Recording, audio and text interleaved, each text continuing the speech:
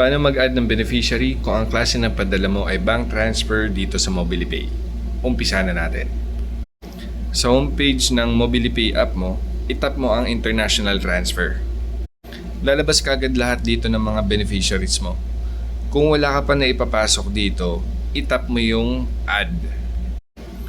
Dahil bank transfer yung i-add natin beneficiary, ang i-consider natin dito sa pagpili ng bansa is kung anong bansa yung bangko ng papadala natin. Kunwari, Union Bank, BPI, BDO. Mga Philippine banks yan. Kaya Philippines yung pipili natin dito. Regardless yan kung nasaan man yung may-ari ng bank account na yun. Kunwari, yung may-ari ng Union Bank account na papadalan mo is nasa Saudi o kaya nasa UAE.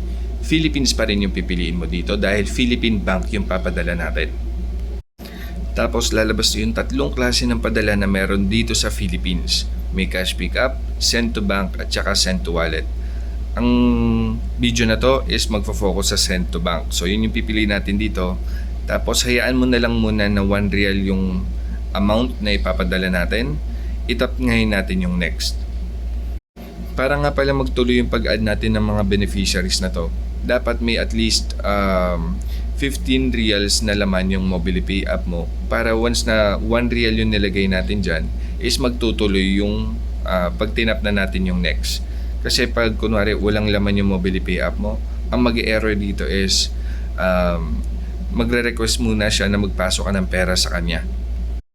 Ito yung form na kailangan natin i-fill out para sa pag-add ng bank transfer beneficiary.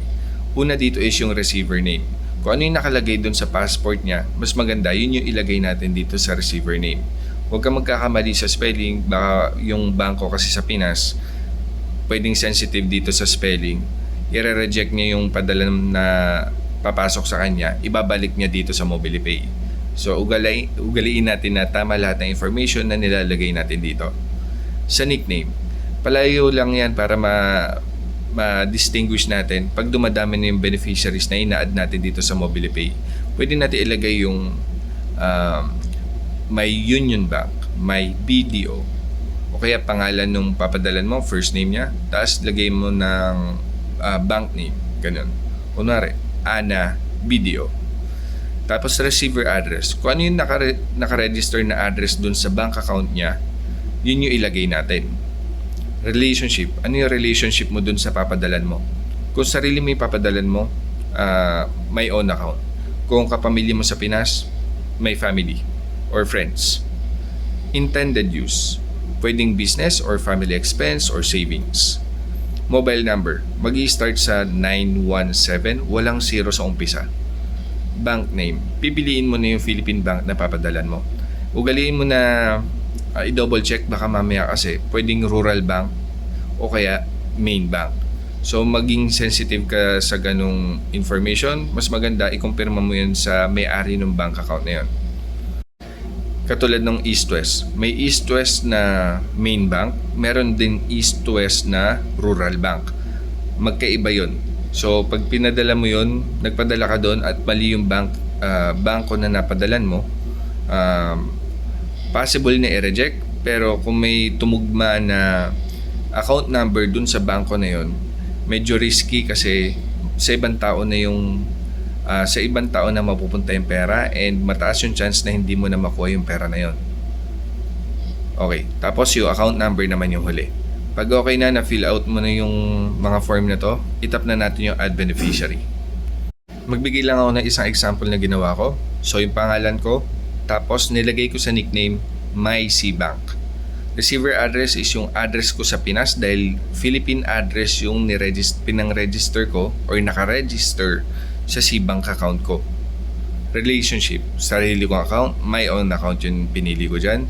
Intended use, for family support. Kasi yung pera na laman nun is ipapadala ko rin sa family ko sa Pinas. Sa bank account nila sa Pinas. Mobile number, mobile number ko. Tapos, yun, CBank Philippines. Tapos, account number ng CBank account ko. Tapos niyan, huwag mong babaguhin yung 1 real dun sa taas. Pumunta ka ngayon sa ilalim, tapos itap mo yung next. may magpa-pop up, hindi pa daw activated yung beneficiary. Bali may marireceive kang tawag from MobilePay, sagutin mo lang yan. Nakalagay naman dito kung ano yung pipindutin. Press 1 to activate beneficiary. So yun yung ginawa natin. Pagkatanggap natin ng tawag ng MobilePay, sinagot lang natin. Tapos mas maganda, itap mo na yung keypad para lumabas na yung mga pipindutin. Tapos iset mo ng loudspeaker, tapos pakinggan mo yung sasabihin ng MobilePay prompt. Since may instruction naman na kanina kung ano yung pipindutin natin, so hintayin lang natin na sabihin niya na press 1 to activate beneficiary. Pag narinig mo na yon, itap mo na ngayon yung press 1. Tapos kusa nang bababa yung tawag na to and babalik ulit tayo sa MobilePay app. Pagbalik mo sa MobilePay app, magpa-pop up na to. The beneficiary has been activated successfully. So pwede mo nang padalan yung beneficiary na inad mo. Tapos nun, tutuloy din kagad siya dito sa confirm details. So kung gusto mo na padalan ng pera, itap mo na yung next or transfer sa ilalim. Pero since nag-a-add lang naman tayo ng beneficiary, itap mo yung back para bumalik tayo dun sa homepage ng MobilePay. Pagbalik mo sa homepage ng MobilePay, itap mo lang ulit yung international transfer para mapunta ka dito sa listahan ng mga beneficiaries na inad mo.